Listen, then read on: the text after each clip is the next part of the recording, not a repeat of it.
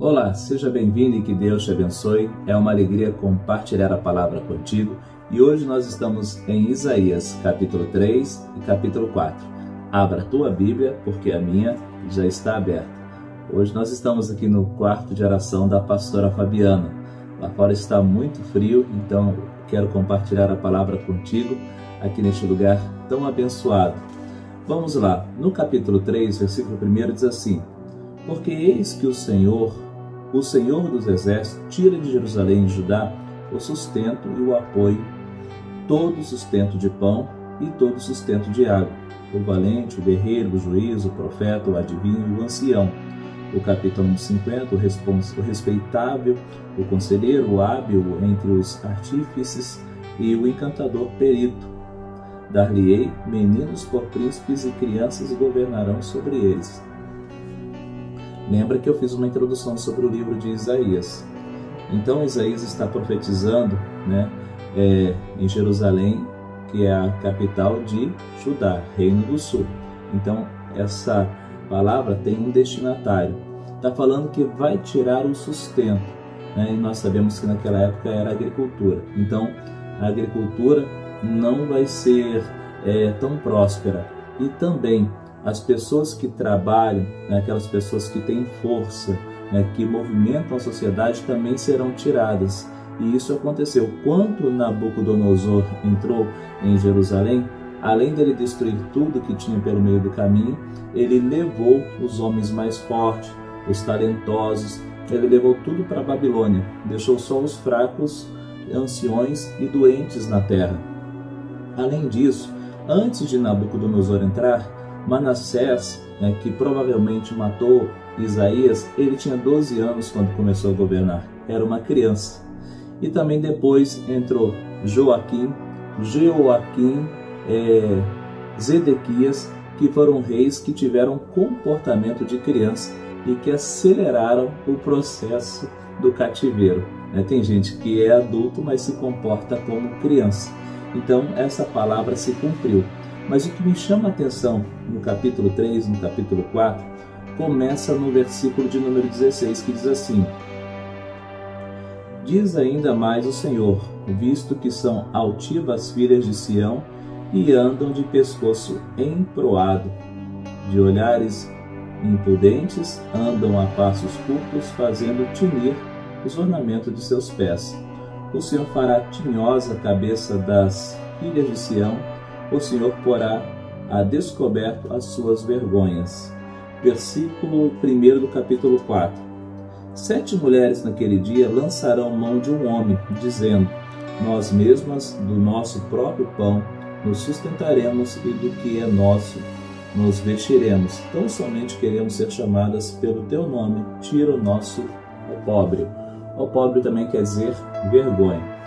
Então aqui está falando a respeito das mulheres de Jerusalém, de Judá, sobre a vaidade. Muitos já usaram esse texto, eu tenho 26 anos que estou na igreja, usaram esse texto justamente para combater a mulher se vestir bem, ela se arrumar.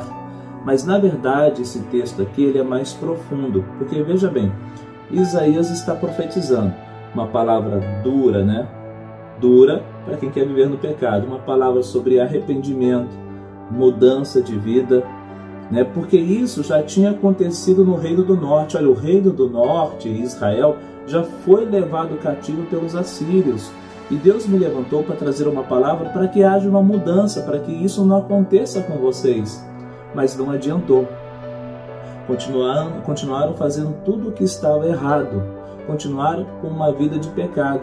E as mulheres então, elas estavam sedutoras, as mulheres elas se preocupavam com a sua beleza, com aquilo que estavam vestindo, mas não tinha essa preocupação com Deus. Será que isso mudou? Creio que não, porque hoje a gente vê, principalmente com a internet, que muitas pessoas, não só mulheres, mas homens, se preocupam apenas com a vaidade, como está o corpo, como que está a sua estética, Hoje é comum você ver na internet, virou uma moda, todo mundo tirar foto, fazer um biquinho, não sei porquê, mas tudo foi um biquinho assim. E de repente você olha para o seu Instagram, olha para suas redes sociais, tem um monte de foto, né, sobre a sua imagem, mas não tem nada de Deus, não tem conteúdo. Às vezes você está tão preocupado, né, isso é para mulher e para homem, está tão preocupado com a sua estética, está tão preocupado, né, com a sua beleza física, mas a beleza espiritual não tem. Né? Então, de repente, você está preocupado com o brilho das joias, mas não está preocupado com o brilho do Espírito Santo de Deus sobre a tua vida. Então, isso nos leva a uma reflexão, como diz lá em Eclesiastes, é correr atrás do vento. Então, de repente, você está correndo atrás de tantas coisas, né? Querendo ficar mais elegante, mais bonito, tudo bem, mas e Deus? Onde fica? Talvez você acorde às 3 horas da manhã para ir numa academia, mas não tem coragem de acordar para orar. Talvez todo dia você tenha coragem de fazer exercícios físicos, e é bom, os médicos recomendam, mas não tem coragem de todo dia abrir uma Bíblia para ler. Então, às vezes você está tão ligado às coisas dessa terra que esquece das coisas que é do céu. A mensagem está sendo transmitida, está sendo pregada, mas não ouve, não entra no coração. Deus não, Ele me ama mesmo assim, Deus me entende. Para de querer colocar Deus dentro do seu mundo, você que tem que entrar no mundo de Deus. Para de querer condicionar Deus à sua natureza pecaminosa e humana. Se converta o seu coração a Deus. Isaías estava pregando, mas as pessoas não queriam ouvir. Elas estavam casando, elas estavam se separando, elas estavam se prostituindo, elas estavam se contaminando com outros deuses. A preocupação era o exterior, mas o coração longe de Deus. E aí no capítulo 4, iniciei dizendo que agora 7 mulheres vão procurar um homem, ou seja, elas eram esposas, elas eram donas de lares, agora elas iam se tornar uma concubina. A vergonha seria exposta.